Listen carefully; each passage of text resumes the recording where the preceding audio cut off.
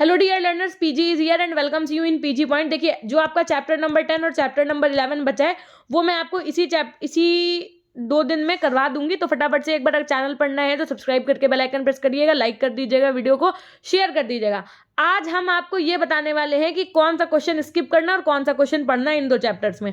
क्योंकि देखो, मैं आपको बता दूं, एनईपी 2020 के अकॉर्डिंग जो सिलेबस चेंज हुआ है उसमें कुछ चीज़ों को हटा दिया गया है, लेकिन जो इजी नोट्स मार्केट में अवेलेबल है उसमें उस चीज़ों को नहीं हटाया गया है।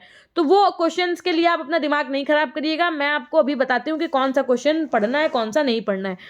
देखो, जो आप पहला क्वेश्चन देख पा रहे हैं कि बुद्धि से आप क्या समझते हैं, जो आपका बुद्धि परीक्षण था ना वो हटा दिया गया था सिलेबस से। फिर भी अगर आपने ऊपर ऊपर पढ़ लिया तो कोई दिक्कत नहीं है, तो पढ़ सकते हो अगर पढ़ने का मन है, क्योंकि इजी नोट्स में दिया है।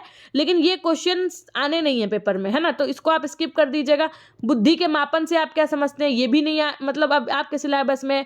उसके बाद में क्वेश्चन नंबर 2 तो नहीं है, क्वेश्चन नंबर 3 की तरफ चलो। क्वेश्चन नंबर 3 कह रहा है कि शिक्षा और निर्देशन में बुद्धि परीक्षणों की उपयोगिता की विवेचना करो। तो ये आप लिख सकते हो, वैसे बहुत मुश्किल है क्योंकि अब अगर सिलेबस में ही नहीं है परीक्षण वाला टॉपिक तो हमारी समझ से इससे संबंधित क्वेश्चन नहीं पूछना चाहिए। रुचि क्या है, इससे महत्वपूर्ण विशेषता और प्रकारों का वर्णन करो, ये भी आपका अब सिलेबस में नहीं है। देखो, जो आपका बुद्धि परीक्षण था, अभिक्षमता परीक्षण था, रुचि परीक्षण था, अभिवृत्ति परीक्षण था, जो व्यक्तित्व परीक्षण था, ये अब आपका सिलेबस से हटा दिया गया, लेकिन इजी नोट्स में इसको नहीं हटाया गया। देखिए, अभिवृत्ति का क्या अर्थ है, ये वाला जो आपको टॉपिक है मेरे हिसाब से तो नहीं पढ़ना चाहिए, लेकिन अगर आपने पढ़ भी लिया है तो कोई दिक्कत नहीं है ना। और देखिए, ये प्रीवियस में पूछी गई है लेकिन अब इम्पोर्टेंट नहीं है। क्यों नहीं है?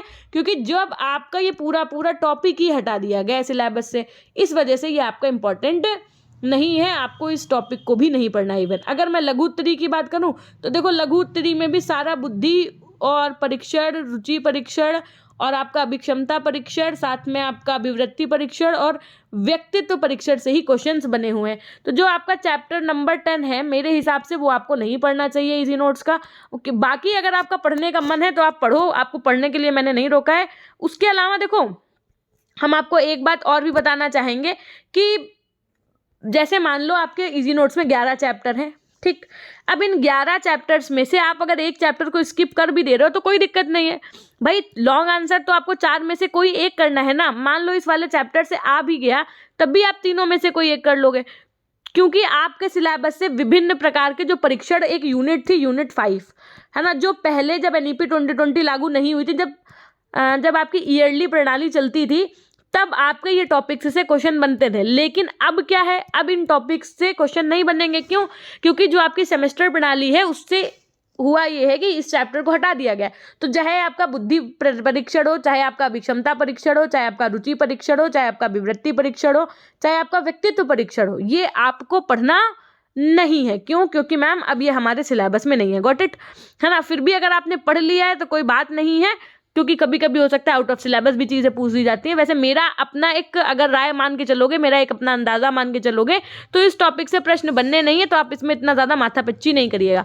उसके बाद अलावा हम आपको बता देते हैं कि चैप्टर नंबर 11 जो है इससे 100 नहीं 200% एक प्रश्न बनेगा। कितना? मतलब मैं गारंटी ले रही हूँ उस चीज़ की, यहाँ बैठ करके 100% की गारंटी है मेरी कि यहाँ से आपको एक क्वेश्चन लॉन्ग और शॉर्ट में देखने को मिलेगा, है ना। इस चैप्टर को हम लोग अच्छे से कर रहे होंगे, ठीक है। तो ये हम आपको अच्छे से डिटेल में पढ़ाएंगे, एक एक क्वेश्चन इसका करवा देंगे, क्योंकि ये है आपके सिलेबस का topic. There is no need to take tension. और आपको तब तक करना क्या है, तब तक करना कुछ नहीं है मैम। फिर हम कुछ नहीं करना है तो हम पेपर भी ना देने जाए। हमने का कुछ नहीं का मतलब है कि मॉडल पेपर, मतलब कसम देने बताओ पड़ोसी की, मॉडल पेपर आपको सॉल्व करके जाना है। उसके अलावा क्या करना है, उसके अलावा जो इजी नोट्स के सारे वीडियोस मैंने प्लेलिस्ट दी हुई है वो पढ़ के जाना है। देखो, ये टॉपिक नहीं था तो हम आपका समय नहीं बर्बाद करेंगे, इसलिए हमने आपको मना कर दिया कि आपको नहीं पढ़ना है, ठीक। ये थी एक छोटी सी जानकारी। मिलते हैं हम अब आपके साथ नेक्स्ट क्लास के माध्यम से, जिसमें हम आपको चैप्टर नंबर 11 पढ़ा रहे होंगे, लॉन्ग और शॉर्ट क्वेश्चंस का, ठीक है। उसके बाद में आपका ये खत्म भी हो जाएगा और आप एक अच्छा पेपर देने के लिए एलिजिबल भी हो जाएंगे, ठीक। तब तक के लिए अपना ध्यान रखिएगा, स्ट्रैटेजी के साथ में चीज़ों को करते रहिए, कहीं कोई दिक्कत नहीं आनी है। हमेशा खुश रहिए, मुस्कुराते रहिए, कभी अपने लिए तो कभी अपनों के लिए। Till then take care, bye bye, love you all, love you my dear class. हर समय हर सेकंड पेपर तक गाइड करना आपको मेरा ही काम है, ना कि किसी और का। और दूसरी चीज़ ये है कि ना सिर्फ आपके बीएड तक, अपितु जब तक आपकी जॉब नहीं लग जाएगी तब तक गाइडेंस देना एज कह सकते हैं counsellor, as a guider, it's my responsibility.